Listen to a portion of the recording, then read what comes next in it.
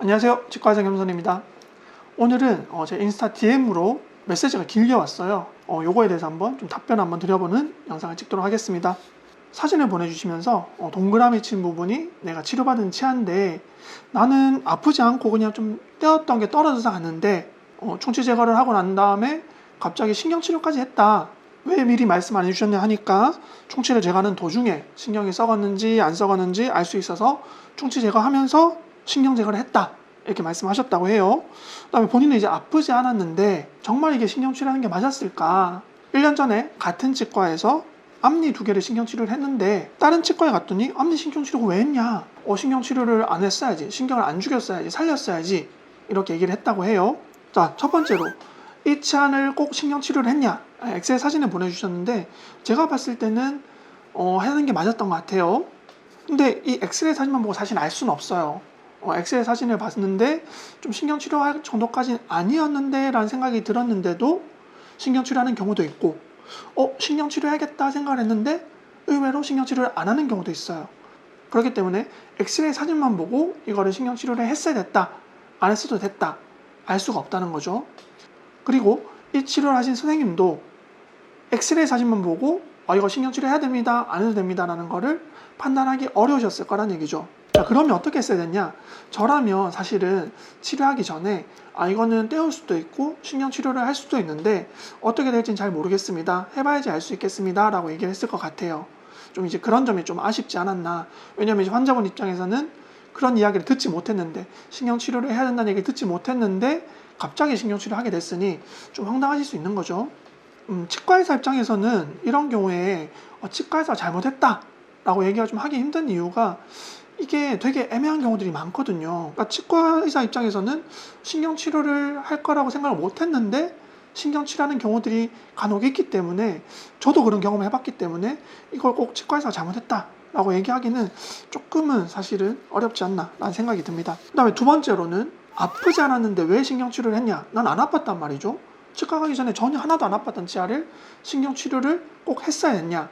아팠냐 안 아팠냐가 신경치료를 하는 데 있어서 결정적인 요인은 아니에요. 하나도 안 아팠는데 신경치료를 하는 경우도 있고 되게 아팠는데 신경치료를 안 하고 떼우기만 하는 경우도 있다는 거죠. 그렇기 때문에 내가 안 아팠는데 신경치료를 했다고 해서 뭔가 과잉진료한 것은 절대 아니다. 그리고 세 번째로는 1년 전에 앞니를 신경치료를 했는데 다른 치과 갔더니 그거 왜 했냐? 신경치료하고 난 다음에는 임플란트를 해야 되는데 라고 이야기를 들었다고 해요. 그래서 안 해도 되는 신경치료를 괜히 했나? 안 했어야 됐나? 살렸어야 됐나? 이런 걱정을 하셨단 말이죠. 이런 말을 제가 생각했을 때는 치과의사라면 절대 하지 않아요. 저희는 어떻게 생각을 하냐면 앞니가 신경치료 되어 있다. 그러면 신경치료가 필요하니까 했겠지 라는 생각을 기본적으로 해요. 그럼 이제 환자분은 이런 말을 들으셨다고 하셨잖아요. 이런 경우에는 3가지 정도의 가능성이 있다고 생각을 합니다. 첫 번째로는 진짜로 그 치과의사분이 그렇게 말씀하셨다. 자, 두 번째는 치과의사분이 그와 비슷한 이야기를 했으나 그런 의도는 아니었다. 그러니까 환자분이 오해를 했다. 세 번째로는 치과의사가 아닌 치과의 직원이 그런 말을 했다. 3가지 가능성에 대해서 하나씩 이야기를 해보죠. 첫 번째로는 실제로 치과의사가 그렇게 말을 했을 가능성. 왜 신경을 죽였냐? 살렸어야지. 신경치료 안 했어야지. 저는 만약에 그렇게 치과의사분께서 말씀하셨다면 좀 그분이 이상한 사람이라 생각을 해요. 그런 말은 하면 안 되는 말입니다.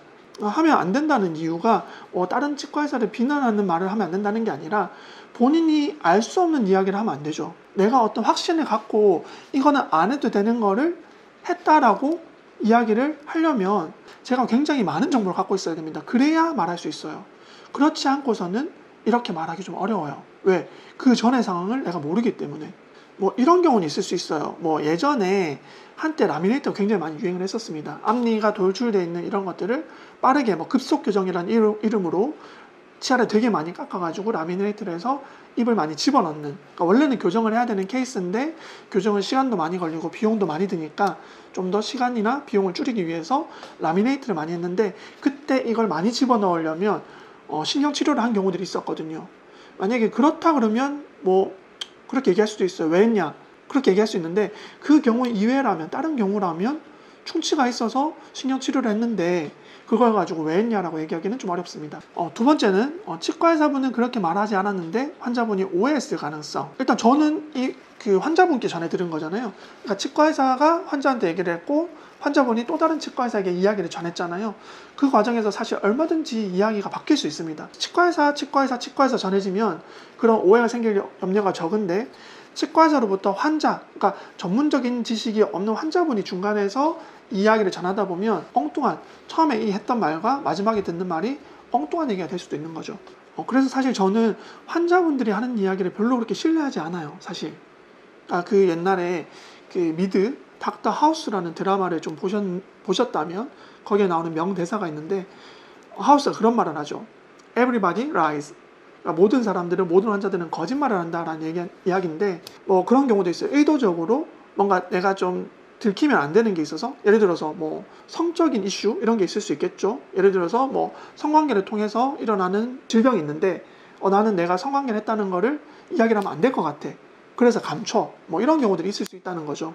그러니까 환자분들이 얘기하는 거를 예를 들면 저는 성관계 경험이 없습니다라는 얘기를 100% 신뢰할 수 있을까? 뭐 이런 질문이었는데 이거는 이제 의도적으로 좀 거짓말을 한 거고 의도 없이 거짓말을 하는 경우도 있어요. 그게 뭐냐면 환자분들은 전문적인 지식이 없으시다 보니까 내가 불편한 증상을 정확하게 전달하지 못할 수도 있다는 거죠. 제가 본 객관적인 사실을 좀 더 믿는 편이죠.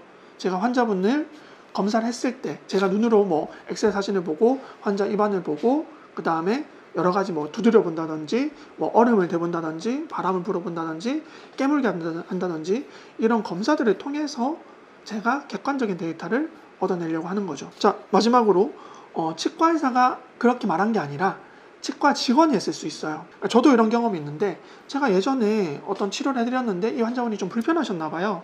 그래서 다른 치과에 가서 이거 여기 불편한데 왜 이런 거예요? 라고 물어봤던 거죠.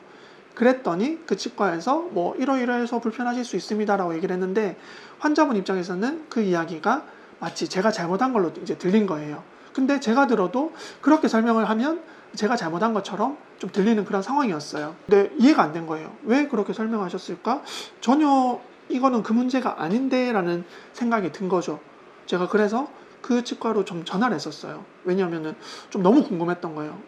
어떤 판단을 하면 이렇게 이야기를 할 수 있지? 라는 생각이 들어서 이제 그 선생님께 전화를 드려가지고 선생님 이런 환자분 혹시 좀 진료 보셨냐, 이 환자분께서 그쪽 치과에서 이러이러한 설명을 듣고 오셨는데 좀 저는 그렇게 설명하신 이유가 좀 납득이 잘 되지 않아서 어떤 이유로 어떤 근거로 그렇게 좀 판단하셨는지 선생님 의견이 좀 궁금합니다 라고 얘기를 했어요. 왜냐하면 제가 놓친 게 있을 수 있으니까, 좀 제가 생각하지 못했던 부분을 그 선생님은 캐치했을 수 있으니까 좀 굉장히 공손하게 여쭤봤었어요. 그랬더니 답변이 뭐라고 왔냐면 저는 그렇게 설명하지 않았는데 우리 직원이 그렇게 설명했나 봐요 라고 하시더라고요. 그러니까 그런 경우도 있을 수 있어요. 그러니까 치과의사가 아닌 치과에서 일하는 직원이 환자분이 물어보니까 답변한 거죠.